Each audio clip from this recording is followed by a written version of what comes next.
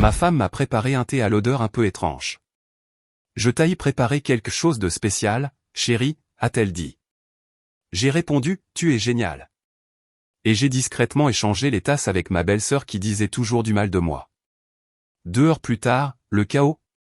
Avant de continuer, n'oubliez pas de vous abonner et dites-nous d'où vous nous regardez dans les commentaires, on lit chacun de vos messages. Je t'ai préparé quelque chose de spécial, chérie.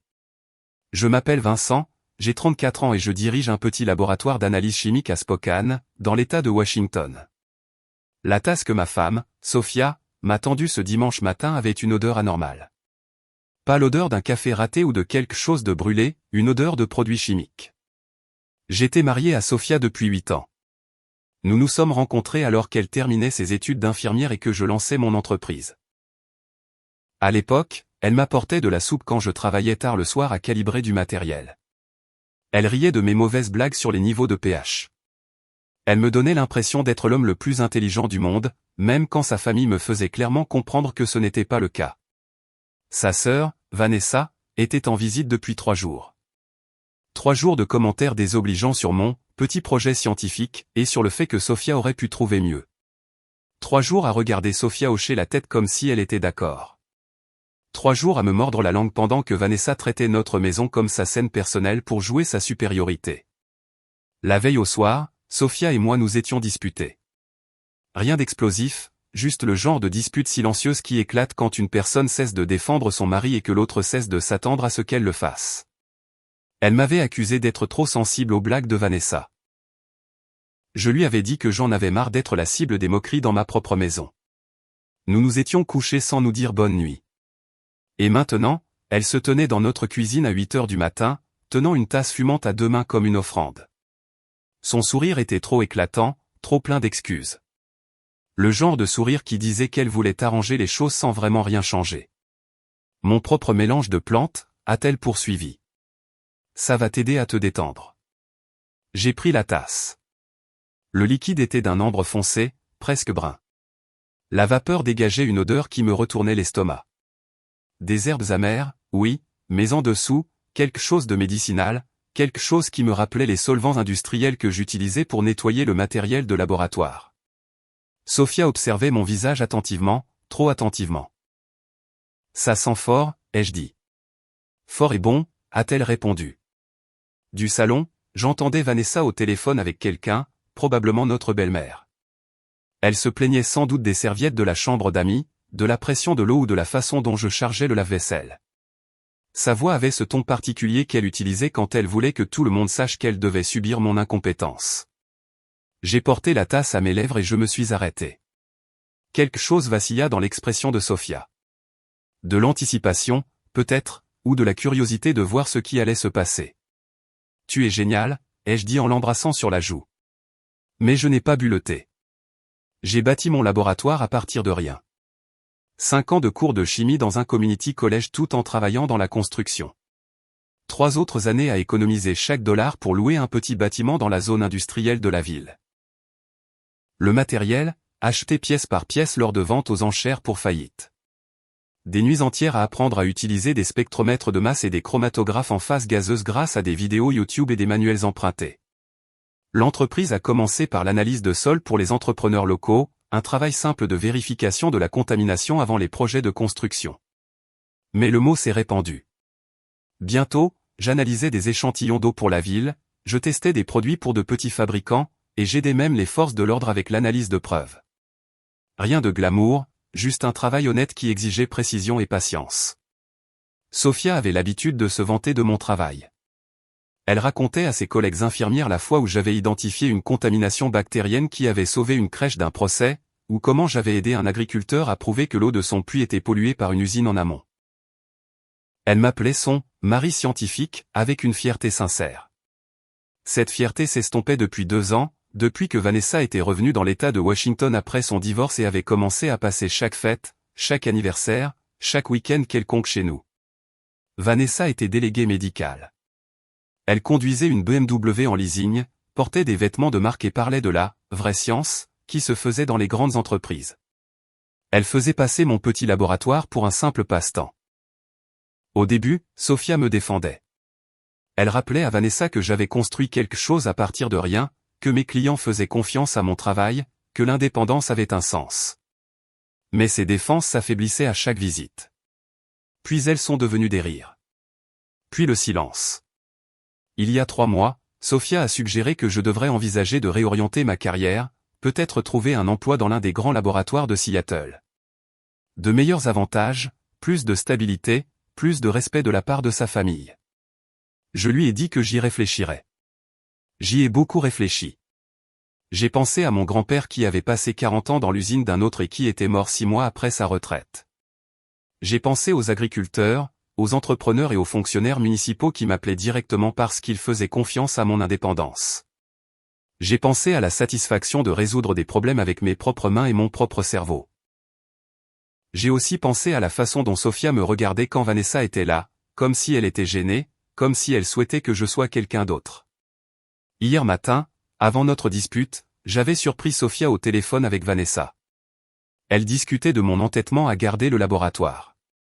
Sophia avait dit que j'avais peut-être besoin de quelque chose pour m'aider à voir les choses plus clairement.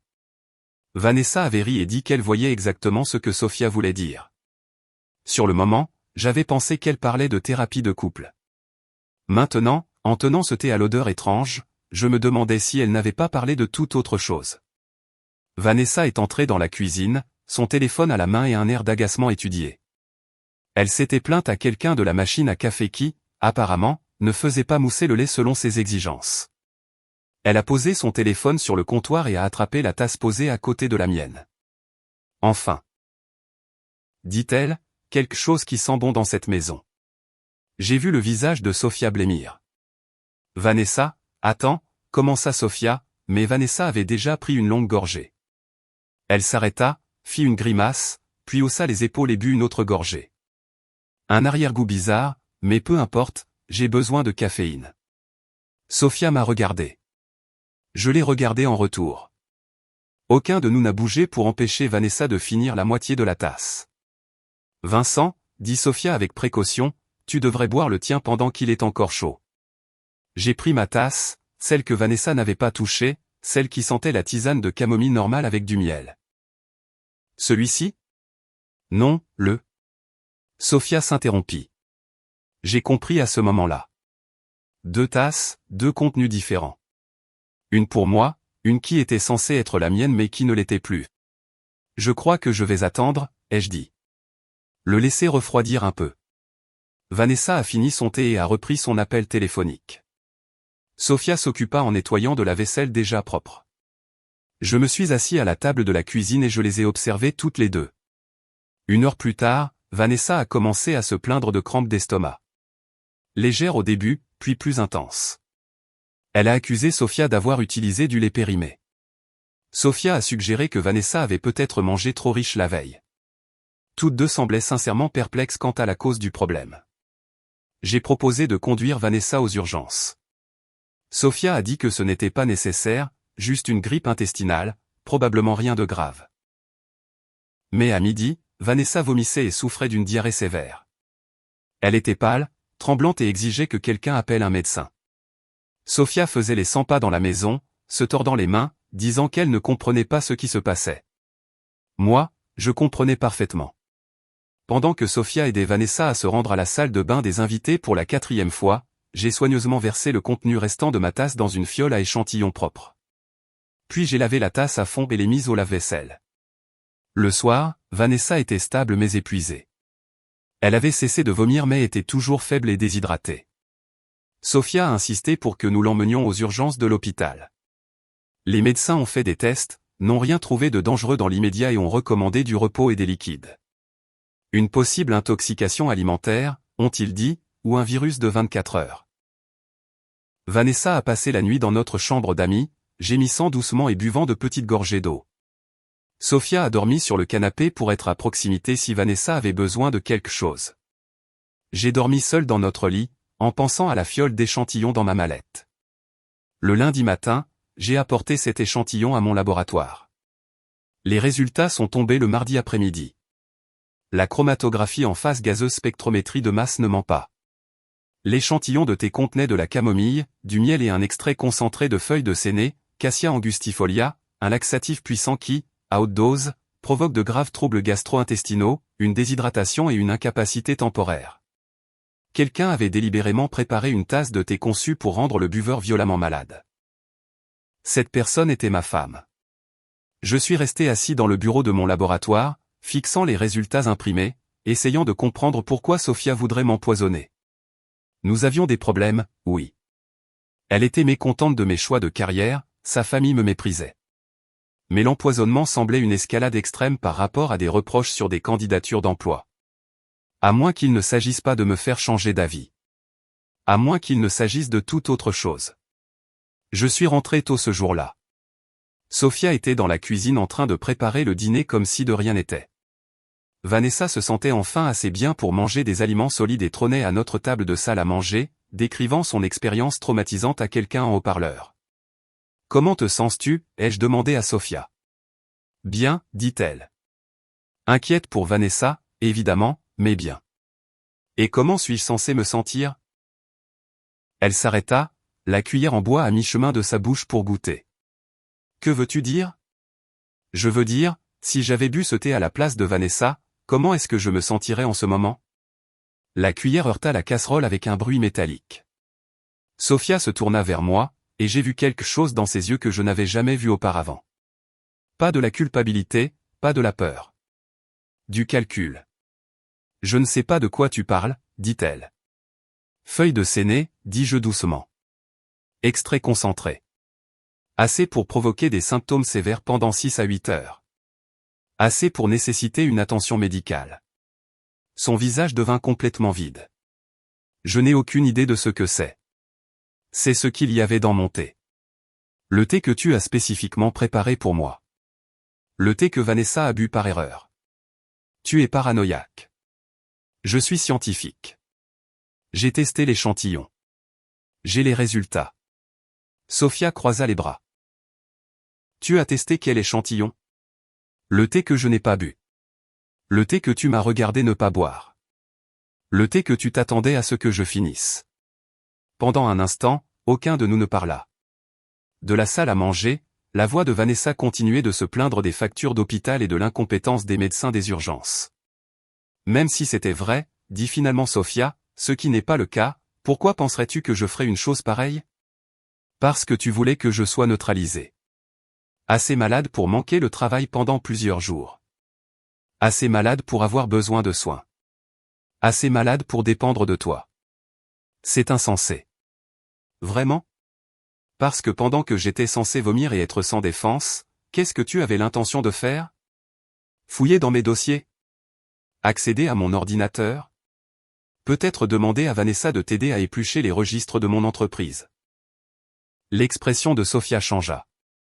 Elle niait toujours, mais différemment. Comme quelqu'un qui a été pris dans un petit mensonge et qui essaie d'éviter d'en admettre un plus gros. Je ne te ferai jamais de mal, dit-elle. Mais tu me droguerais. Je n'ai drogué personne. Alors explique le séné. Je ne peux pas expliquer quelque chose qui n'est pas arrivé. Nous nous sommes regardés fixement par-dessus l'îlot de cuisine. 8 ans de mariage réduit à cela, un résultat de laboratoire et 2 personnes qui ne se faisaient plus confiance. Je veux que tu partes, ai-je dit. C'est aussi ma maison. Je veux que tu fasses un sac et que tu ailles loger ailleurs pendant que je cherche à savoir ce que tu essayais vraiment de faire. Tu ne peux pas me mettre à la porte sur la base d'une théorie paranoïaque. Je peux demander à ma femme de me laisser de l'espace après qu'elle a essayé de m'empoisonner. La plupart des gens considéreraient ça comme raisonnable. Sophia attrapa son sac à main et ses clés de voiture.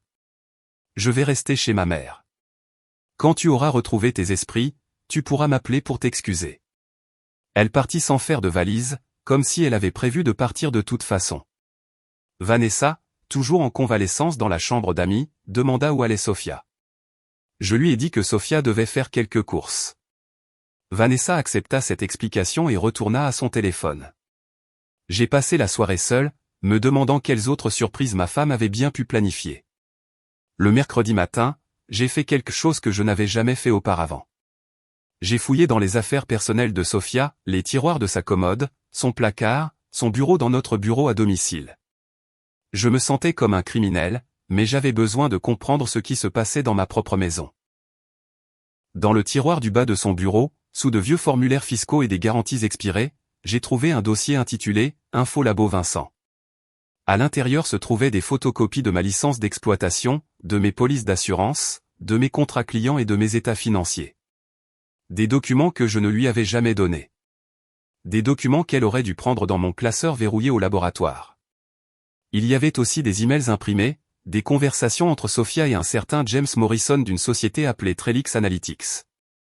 Les objets des emails étaient des variations de « opportunités d'acquisition » et « consolidation de petits laboratoires ». J'ai lu chaque email 2 fois.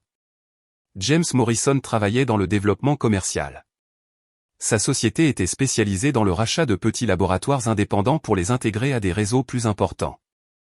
Ils offraient des conditions compétitives aux propriétaires de laboratoires qui voulaient se décharger du stress de l'indépendance.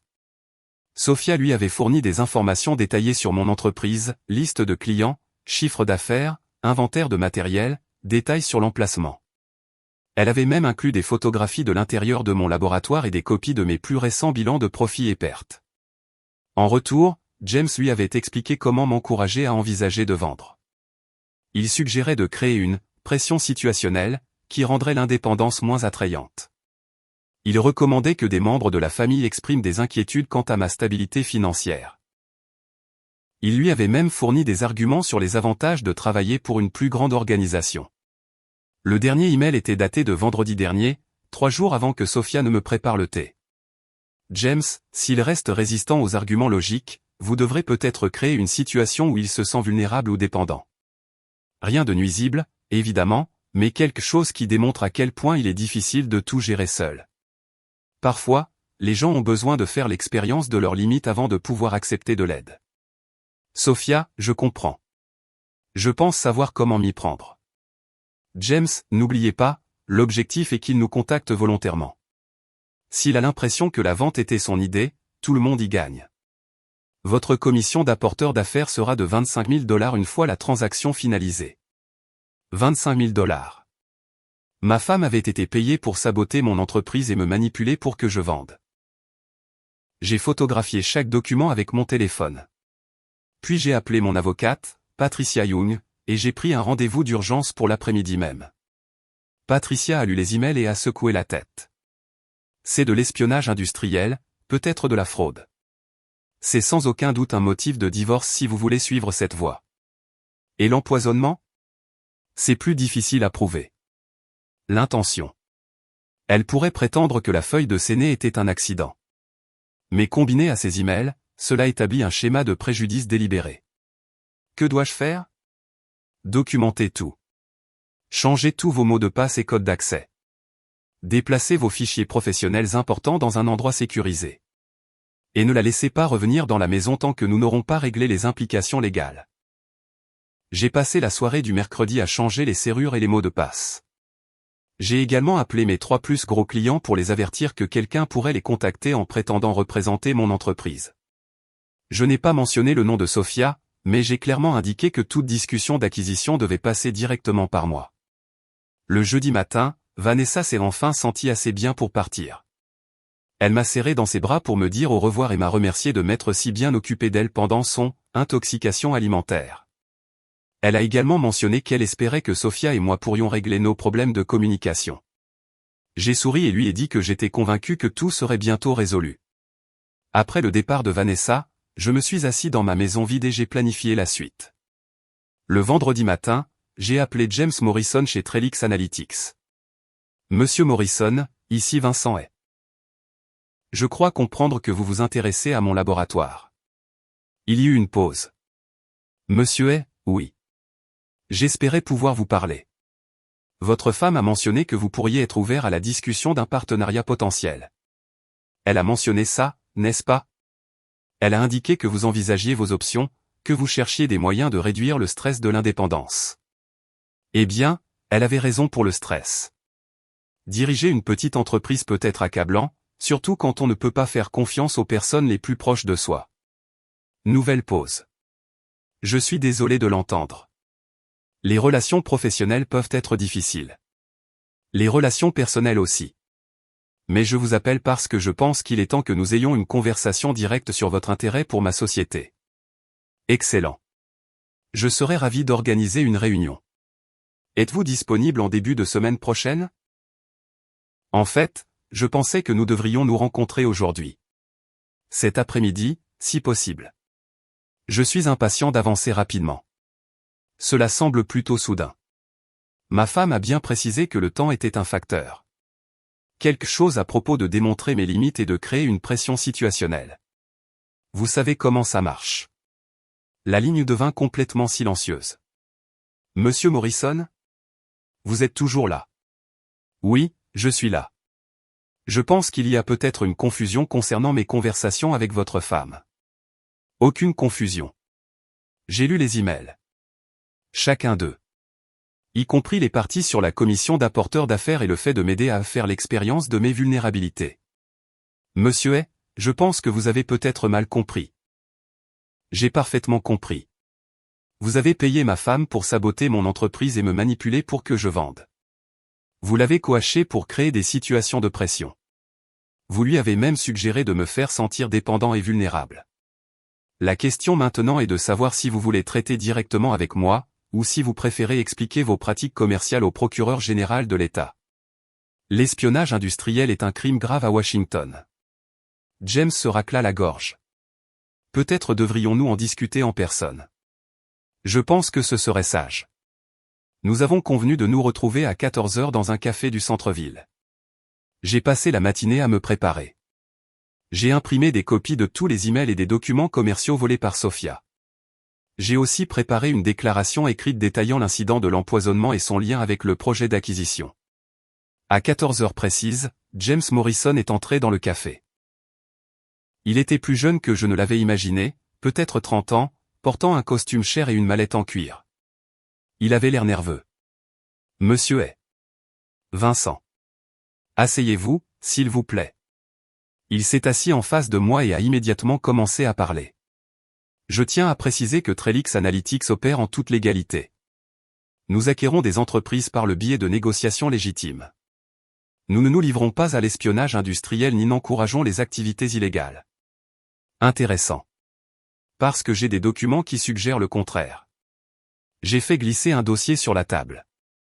James l'a ouvert et a lu pendant plusieurs minutes. Son visage pâlissait à chaque page. Ces emails ont été sortis de leur contexte, a-t-il finalement dit. Quel contexte rend l'espionnage industriel légal? Nous n'avons jamais demandé à votre femme d'enfreindre la loi. Vous lui avez demandé de voler mes documents commerciaux et de me manipuler pour me rendre vulnérable. Dans la plupart des juridictions, cela s'appelle de la fraude et de l'association de malfaiteurs. James referma le dossier. Que voulez-vous? Je veux que vous restiez à l'écart de mon entreprise. Je veux que vous cessiez tout contact avec ma femme. Et je veux que vous compreniez que si j'entends parler de Trellix ciblant d'autres petits propriétaires de laboratoires dans cette région, je m'assurerai que les autorités compétentes soient informées de vos méthodes. Et en retour? En retour, je ne dépose pas de plainte pénale. Aujourd'hui. James se leva. Cette conversation n'a jamais eu lieu. Au contraire. C'est grâce à cette conversation que rien d'autre n'arrivera. Il est parti sans dire au revoir. Le lundi matin, Sophia est rentrée. Elle est entrée dans notre cuisine comme si elle n'était jamais partie, s'est versé un café et s'est assise à la table où elle avait essayé de m'empoisonner 8 jours plus tôt.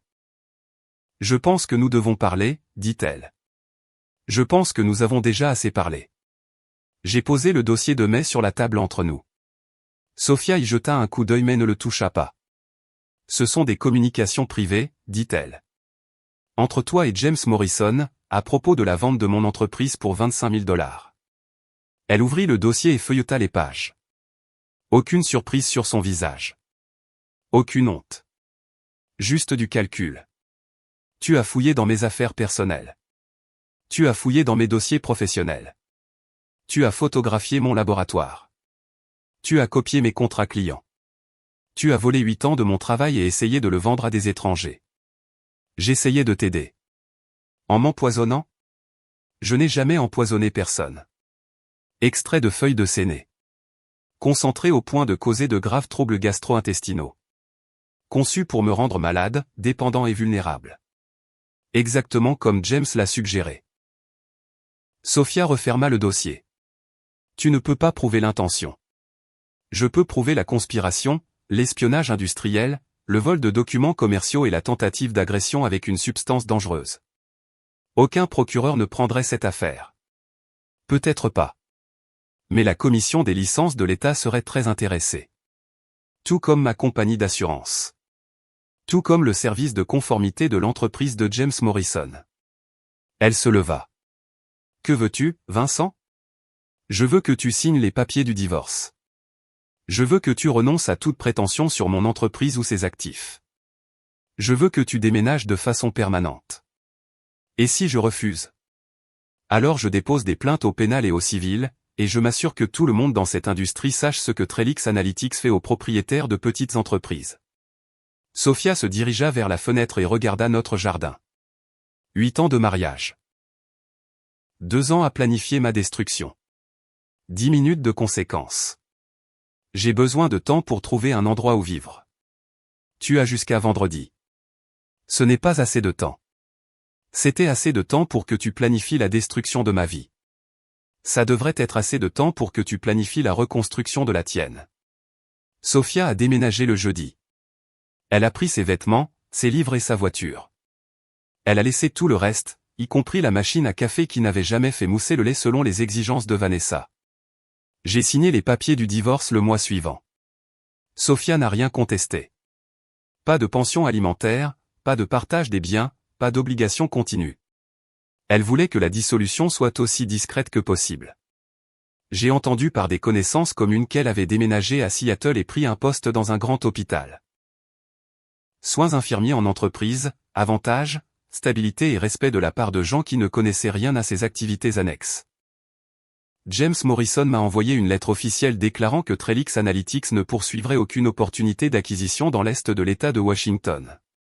Il a également joint un chèque de $25 000 avec une note disant que cela représentait des honoraires de consultation précédemment versés qui étaient restitués pour services non rendus. J'ai déposé le chèque et utilisé l'argent pour moderniser mon spectromètre de masse. 6 mois plus tard, mon entreprise était plus forte que jamais.